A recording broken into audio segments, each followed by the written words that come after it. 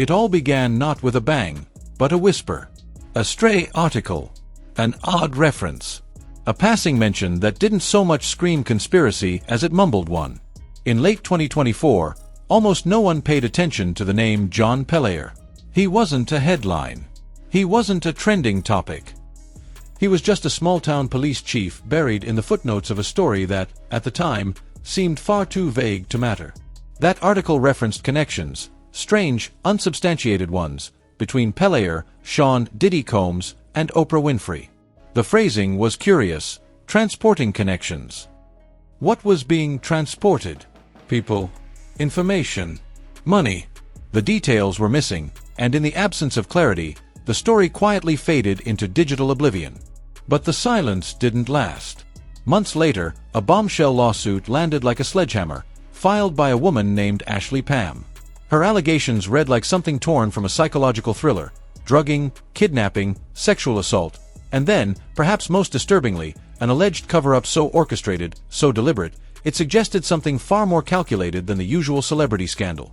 At the heart of the allegations, none other than John Peler. Suddenly, that vague article wasn't so vague anymore. Ashley Pam's lawsuit claimed that after her harrowing experience at the hands of Diddy's inner circle, she tried to report the incident. She did what victims are told to do: speak up, report, seek justice. But instead of receiving help, she says she was met by a man pretending to be a California sheriff. That man, she alleges, was John Peler. The problem? He wasn't even working in California. At the time, he was stationed in Las Vegas. Yet somehow, inexplicably, he showed up, talked her down, and, according to the lawsuit, helped sweep her case under the rug. Who was this man really? Why was he there? To understand the gravity of this, one must revisit Peler's history. This wasn't the first time he'd appeared at the epicenter of national tragedies under suspicious circumstances. In fact, it was the third. In 2017, during the Las Vegas mass shooting that left 58 people dead and hundreds injured, John Peler was the incident commander, the one directing the entire police response. He controlled what the public saw, what the press learned, and what the official narrative became. Eyewitnesses claimed there were multiple shooters. Official reports said otherwise. Footage vanished. Details were redacted. Stories shifted. And through it all, Peler stood at the helm, unshaken. Fast forward to 2023. Maui burned. The wildfires tore through neighborhoods with unrelenting fury, and once again, people died under inexplicable circumstances. Roads were blocked without warning. Evacuation routes barricaded. Locals were prevented from fleeing, some dying in their cars, trapped as flames consumed everything. And who was there again, front and center, delivering polished statements and deflecting tough questions at press conferences? John Peler. By this time, he was Maui's police chief. And when the public began asking how and why such a tragedy unfolded under such suspicious conditions, it was Peler who held the mic. He didn't explain. He controlled. And now, he's back in the spotlight, but not by choice. Ashley Pam's lawsuit puts him in black and white. Named, implicated, and, for the first time, facing more than whispers. No longer is he just the calm man at the podium. He is now, allegedly, the man who impersonated a sheriff to silence a victim. A man who didn't just appear at the scene of chaos, but may have played a hand in creating or covering it. Which brings us back to Oprah. That same 2024 article that tied Peler to Diddy also linked him, however vaguely, to Oprah Winfrey. Again, the words were carefully selected, transporting connections. Not enough to indict. Barely enough to even suggest. But now, with the fog lifting, the implications are terrifying.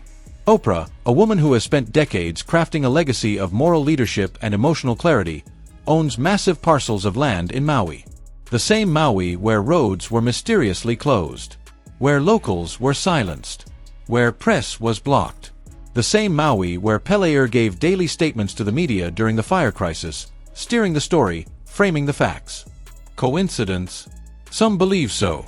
Others say it's time to stop giving the benefit of the doubt. What happens when the man always present at chaos isn't just unlucky, but intentional? What happens when you realize that maybe he isn't a servant of the law, but a fixer, a man whose job isn't justice, but discretion? In the days following the lawsuit, Peler didn't disappear. He didn't go silent. Instead, he doubled down, issuing a public statement denying everything. He claimed he hadn't been served, hadn't done anything wrong, and wouldn't step down. To many, his confidence sounded less like courage and more like choreography. Because this wasn't just about Ashley Pam anymore. This was about a pattern. A man who always seemed to be there when truth vanished. Who appeared not after the dust settled, but in the eye of the storm. And who, despite the mounting scandals and national outcry, always walked away clean. And let's be honest, there's a reason people are afraid to even whisper Oprah's name in the same breath as these allegations. She is, for many, a sacred figure.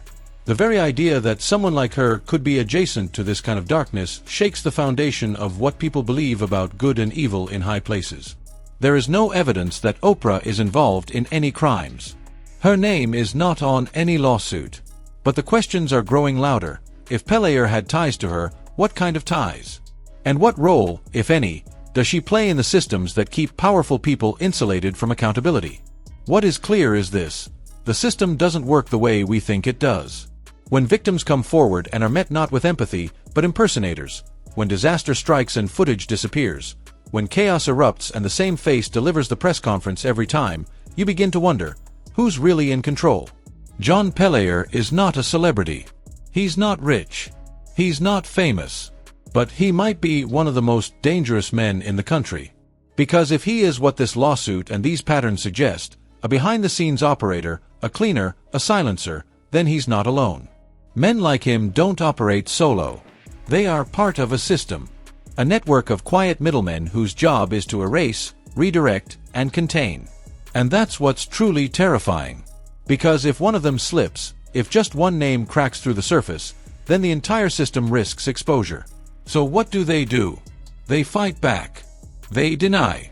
They delay. They pretend to be someone they're not. Literally.